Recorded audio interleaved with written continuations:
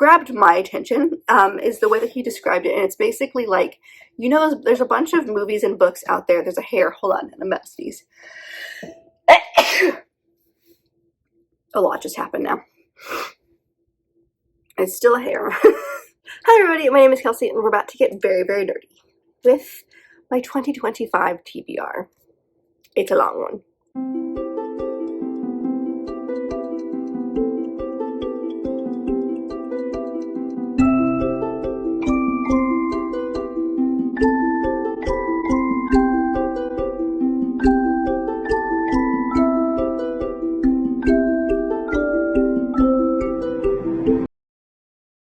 Okay, long might be the wrong word. There's a lot of thick books on this list. So I do this every single year, or I have maybe the very first year on YouTube I didn't do this, but this is my TBR plans for the next year. And in true Kelsey fashion, I have to have a theme. I don't know why, but for some reason I need to have a theme for these kinds of lists. So I did kind of tease it in my goals for the year, but usually, and I didn't get my act together this time, but at the end of the year I usually do a video of like books I wish I had read that year, and so I decided to use that list. So these are all books that I should have read last year for one reason or another. They were on 1,000 different TBRs. They were ones that like I had the audiobook from my library and it was ready to go and I just didn't make time for it. Like there's a bunch of different reasons that these were on my list. And I own all but 2, which is sad, or exciting, depending on how you want to look at it. Either way, these are all books that should be on, or should have been read at some point before now, and have not been. So, just like last year, I have a list of 15, and I'm going to choose 10. I liked that. I liked having some choice. I didn't like the set in stone from the previous years, where I would have like 12, and I had to read all 12, and I just never ever did it, because I would read the things I was in the mood for, and then by the end of the year, I would have like 2 or 3 left, and I wouldn't be interested in any of them at the moment. Whereas this, even with a smaller selection at the end of the month, like, or at the end of the year with like 5 or 6, I was able to pick mood reading kind of what I wanted to do. So that's the premise. Let's dive in. Starting off the list is one I should have read, I genuinely don't know how long ago. I wasn't reading it for a specific reason, and then I changed my mind on it, I think. And that is House of Flame and Shadow by Sarah J. Maas, which is the, I think, final book in her Crescent City series. It's at least the most recent one. I don't know if I'm correct, so if you are someone who is well more versed in the Sarah J. Maas world, let me know. But I'm under the, impression that this is going to be like ACOTAR, where there are 3 books, and like that's the arc of the story, and then she will add on books later that will continue the story, but are like not the main arc. Either way, this is a chunker, which honestly usually doesn't, like, I mean, usually scares me, but not with Sarah J. Maas books. This is 835 pages, which is a lot. I do have the audiobook. I've loved this series. I'm not planning on rereading it any like the other 2 because I've reread the first one a couple of times. So that one's pretty well versed in my brain. The second one, I think I can find some videos online of other people talking about it. So like what you need to know before going into this one, but the cliffhanger at the end, I remember. So I think I'm good to go. For a while, I felt like I needed to read the Throne of Glass series before I dove into this one, and while I think there are some ties between this series and that series, I think I've talked myself out of that at this point, because like that's a long series. Those have thick books too. I'm not going to get to the end of it, and I really want to know this story. This came out in, I don't even remember, January, March, sometime early last year.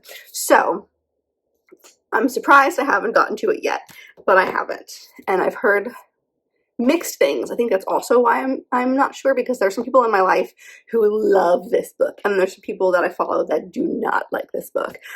So I'm conflicted, but I should have read this by now. I mean, I cannot call myself a Sarah J. Maas fan without having read this, I think. So that's just number 1, obvious on this list. The next 2 I'm going to do together because they're part of the same series, and that is Throne of the Fallen and Throne of Secrets by Carrie Maniscalco. I got this one for Christmas. I got this one earlier last year because my aunt accidentally had 2 copies. I'm not complaining. I loved the Kingdom of the Wicked series. This is a spin-off. It's part of her Prince of Sin series, which that series basically takes place in a world where there are 7 deadly sins, and each deadly sin is represented by a person. And so these books, while they aren't those characters, they follow different princes. And we did beat all of them, I believe, in that book. This one follows the Prince of Envy, and this one follows the Prince of Gluttony. The Prince of Gluttony? Really? Okay. And so I've loved this world, and I don't know why I keep not reading this. I think I've hyped them so much in my head that I haven't. I've heard this one's really good for wintertime because it's like a snowy thing, but I can't read that without reading this one. I love this author. I love this world that she's created. I'm obsessed with this world and her writing and these characters, and why have I not read them yet? And like as of right now, I just checked before recording this, there isn't a 3rd one set in stone yet, but I could see us having either a 3rd book or at least an announcement by the end of the year. So I expect that she's not done with this series. I just need to read them, you know? So I put both of them on this list because I think I put this on a couple of TBRs and didn't do anything with it yet. So yeah. All right, the next one I put on, I can't even tell you how many TBRs I put this one on, and that is Beautiful Nightmares by KJ Sutton. This is the 4th book in her Fortuna Sworn series. It's a thick one, but this is the last one that I physically own. There is a 5th one that came out, but I didn't buy it yet because obviously I need to read this one. And then she has just announced, I think, the name of the final book, the 6th book, and that the cover is coming. So I think we'll have that book by the end of the year, which I'm very excited about. So the fact that these are coming quickly, or at least that's not true, the fact that the last one is coming soon, I think if I could finish this and then pick up the 5th one, that'd be great. I've really enjoyed this series. I think this one's real thick, which is why I'm nervous about it, but also I've heard things about what other people have talked about this series, and I've heard a couple of possible hints to maybe a trouble, and I'm nervous about that because I do not do, historically I have not enjoyed trouples as much in romances, but I love these characters. I love this story. It's not an easy story, but like this I think had been on at least 2 or 3 different TBRs in the past couple of years. It's definitely been on my my most recent 5-star prediction video. So I have all the audiobooks ready to go. It's not like it's my own fault, but this series follows our main character, Fortuna Sworn, who's a nightmare, and basically she is one of the last nightmares. Her brother also has this ability, and they're one of the last few nightmares, which basically means like they can touch you and figure out what your biggest fear is and use it against you. And so like by creating like illusions and things like that. And so her brother's been missing for 2 years. Everyone around her thinks that he's dead. She will not give up hope on him. And then a fae shows up and basically says like, I know what's going on. I can help you figure it out, but you got to marry me. And so she does, and ends up going into the world of the Seelie and the Unseelie court. And it extends quite a lot from there. But there's a lot of trauma in this series because our main characters go through a lot, especially Fortuna at the end of, I think it's the 2nd book. There's a very traumatic thing that she's living through throughout the 3rd one. So that's obviously going to come back into play, and how the last book ended. I have questions. So this has been on, I don't even know how many TBRs. All right, the next one is In the Lives of Puffets by TJ Klune. This is, I don't think this isn't his most recent book, but it's one of the ones that I haven't read. I love TJ Klune. I have loved everything that I've read by him. I've read the Cerulean Sea duology as well as the Under the Whispering Door. I very much enjoyed both of those books. This is my favorite edition. Isn't it beautiful? But this one is, I don't really understand the idea behind it. But I also don't care because TJ Klune. Because welcome to the heart of the peculiar forest and the beginning of an extraordinary journey. It's basically about a bunch of little robots with that live with a human named Victor.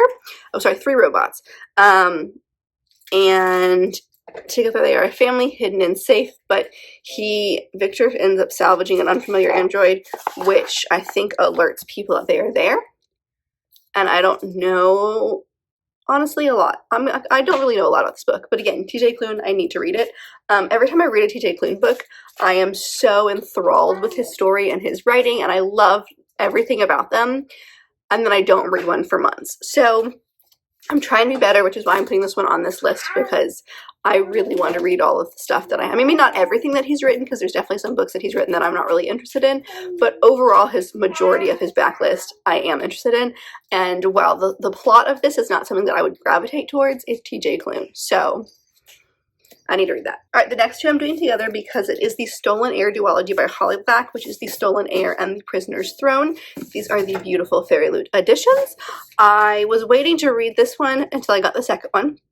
I kind of wanted to read them together. It's part of her Cruel Prince world. I believe, if I am correct, I believe in that series there are 3 sisters and then a little brother, and I believe this follows the younger brother. So I honestly don't really know a whole lot about it. It says on the back of the first one, a runaway queen, a reluctant prince, and a quest that may destroy them both.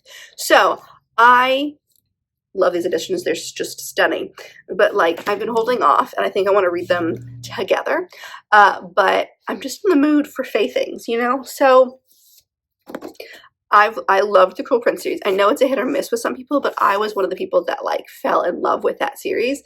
I would love to reread it at some point. But this one is like the same world, and I just feel like I need to do it. I'd love to do like maybe a hyped vlog Chronicles episode on it, so we'll see, but I'm excited either way. Alright, just to save me some time, I also put Crown of Midnight on here by Sarah J. Maas, because as I mentioned in my goals video, I would like to make some progress in this series, so even if I just read one book, I would be happy. It's not very long. I really, really enjoy Throne of Glass, and I'm very interested to see where this world is going. It's definitely more YA than her previous series that I've read, which is fine. It's just very long and it keeps going, and I know that people say the end is totally different than the beginning, and so I just am very interested to see where it goes, but I need to make some progress in it. So I'm hoping that by putting this on this list, I will do that. The next one is Bride by Ali Hazelwood, which is the only adult book by her that I haven't read. I've also haven't read her chess YA romance, but as far as her adult books, I'm pretty sure I've caught up on everything else. This is also her first fantasy, and I've heard mixed things about it, but I love Ali Hazelwood's writing. Her character development, her romances are fantastic. Everything about them is great. So I really need to get this one. This one has been on a bunch of TBRs. It's also been on almost a lot of TBRs. That it makes sense. Basically, in the background of videos that you guys don't see while I'm planning my TBRs, it's been on a few of them and then got knocked off for a reason, just one reason or another. So like, this has almost been read so many times, and I love Ali Hazelwood, and I just need to read it, and like, I want to see what this is all about. I want to see what everyone's thinking. I want to see what everyone's talking about. So hopefully soon. The next one is The Dagger and the Flame, and this is by Catherine Doyle. This one is my book of the month version. I got this in October of last year. I think I've seen this everywhere. It's a fantasy, romantic-y kind of story. It's like a thief versus, I don't even know how to explain it. It says, in the dark underbelly of a beautiful city, 2 rival gang members are pitted against each other in a deadly game of duty and revenge in which the most dangerous mistake is falling in love. So it's 2 rival gangs. One of them is, I think, the Daggers, and one of them is the Flame, maybe?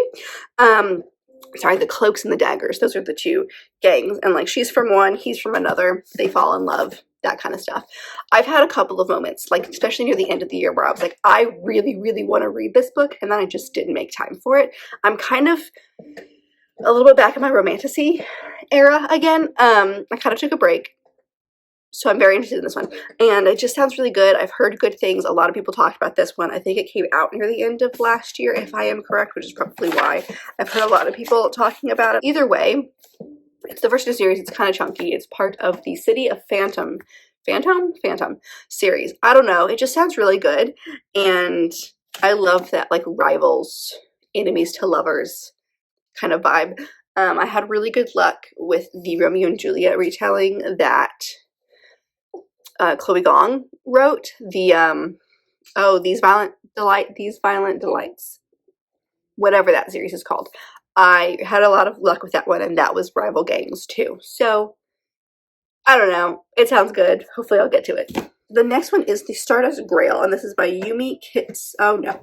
Kitase? This one is purely on this list because I saw Jason from Easy Cat talk about this. He's on YouTube. He does a lot of shorts, but he's been like, he's on Instagram. He does a lot of shorts, but he's like transitioning to some more longer form stuff on YouTube. So I'll leave his channel linked down below. I think he's fantastic. I've been watching him for a while. So he talked about this book a few months ago, and the way that he described what it was about, I was fascinated by it. And I've been trying to get it on a TBR for months, and it hasn't happened. So it's going on this one. There's a lot of books and movies that are kind of similar to this, which is like re-stealing art that was stolen from a culture. Basically, like, I'm thinking specifically, there's a movie called The Monuments Men, which is about stolen art during the Nazi time period. And then there's another one that I read recently, Portrait of a Thief, I think, and it was about retaking Asian art back. This is about the same idea of like a heist story to take art back that was stolen, but it's set in space. So it's like that thought process and that topic, but sci-fi. And honestly, that's all I know about it, and that's what I was like, I must get my hands on this. So I'm very interested in this one. I think the audiobook is available at my library. I'm not 100% sure, but I'll find it one way or the other.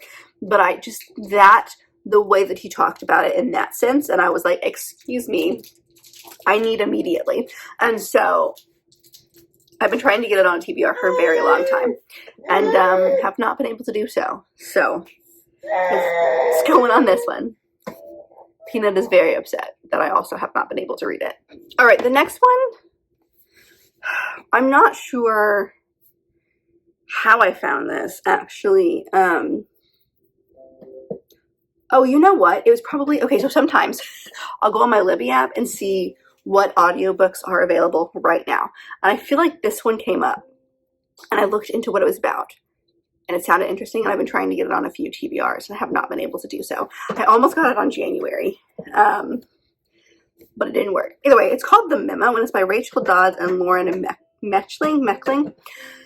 This one is, I think it falls in the vein of that like speculative, not sci-fi, but like that, basically, for lack of a better word, speculative sci-fi that I really got into last year and was starting to investigate a little bit. So I'm just going to read you a little bit of the synopsis because it's going to do a little bit better than explaining that I am. It says, do you ever feel like your life doesn't measure up to everyone else's and wonder if you just didn't get the memo helping you make the right choices? Jenny Green dreads the upcoming college reunion. Once top of her class, the 35-year-old finds herself stuck in a life that isn't the one she expected. Her promising career has flamed out, and her deadbeat boyfriend is cheating on her. All her friends seem to have it all figured out, enjoying glittering lives and careers, and she can only envy from the sidelines. Did she just not get the memo they all had? And it turns out she didn't. When she arrives at her alma mater for the festivities, she receives a text from an unlisted number. Jenny, please collect your memo. And so it's like, I don't know anything more than that, and I don't really want to know anything more than that. That just sounds fascinating to me, like that idea. It kind of falls in line with The Measure, The One, those types of books that I read last year. And I don't know, it just sounded really good, so I'm going to try to get to that one at some point this year too. All right, and the next one is the only one that I'm actually carrying over from last year, and that is Iron Flame by Rebecca Yarros, because I technically started this in December. I made it, I still have the my bookmark in here. I made it 65 pages into the book, was very interested in it, was immediately hooked back into the world. Life got in the way, and I just put it down and didn't pick it back up. So I have been putting this one off for like a year or two at this point because I loved Fourth Wings so much. And with Onyx Storm coming out, I maybe don't need to pick that one up like right away, but I started this and I really enjoyed getting back into the world again, and I want to know what everyone's talking about. And I have somehow been able to not find any spoilers. Better knock on some wood here. This isn't actually real wood. I've been able to not find spoilers through reels or anything like that. Like anything that's Fourth Wing or Iron Flame, I just like skip past online. So I have not been ruined for anything, which I'm very excited about. I don't think that's going to hold for very much longer. So I'm rolling this over because I have started this one. I don't know when I'm going to pick it back up, but I want to read it. It's very interesting to me. I don't think I've tabbed yet, but I have tabbed. But I've definitely already started like highlighting parts in this book, which I did with the first one. So it's like, I've enjoyed it when I picked it up. I just didn't make time for myself to pick it up. So I'm rolling this over in the hopes that I will actually get to it this year, because it was on my 2024 TBR and it just didn't happen. The next one falls within that speculative sci-fi area, I think, and that is The Husbands by Holly Gramazio. This one I picked up from Book of the Month, and I don't really know why, but now looking back on it, it had fell in that vein. So I'm very interested in it. I picked this one up in April, so I would have read The Measure by that point, and I probably would have read The One. So it was definitely in that vein. Either way, we follow our main character, Lauren, who returns home to her flat in London late one night, and she's greeted at the door by her husband, Michael. There's only one problem. She's not married. And so it follows her, and every time her husband goes up in the attic to do something, he comes back down a different person, and her life is totally different. And no one else notices these things. Like, it's depending on what husband she has, her life is a certain way, and that life has always known her to have that husband. So it's very weird and interesting, and I don't know how to explain it, but there's something about this plot that I was like, I must read. I need to know what's going on. So this one's on this list. It's not very long, so I think this will be like a nice palate cleanser in between maybe some of the thicker fantasy I've got on this list, but I don't know, there's just something about it that sounds interesting. And the last book on this list is not actually a book, and that is just to read something by John Marrs. So as I've mentioned, I really got into speculative last year. Actually, it's right behind me, right here, The One by John Marrs. I read that early on last year and like fell in love with it and went down a deep dive with his books and like added a bunch to my TBR. So I'm not saying a specific John Marrs book because I want to let the mood of whatever I'm feeling, whatever's available, I want to let some flexibility there.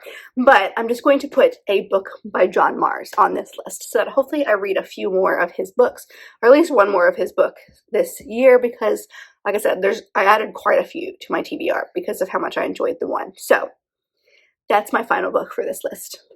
Just something by him. And that's it. That is my 2025 TBR. I hope you enjoyed. Let me know if you've read any of the books on this list. I'm realizing now that I'm looking at my list, there's a lot of fantasy romance on here. So that's the mood that I'm in currently. We'll see if that stays. Either way, let me know if you've read any of the books that I mentioned. What are some books that you have on your TBR for 2025?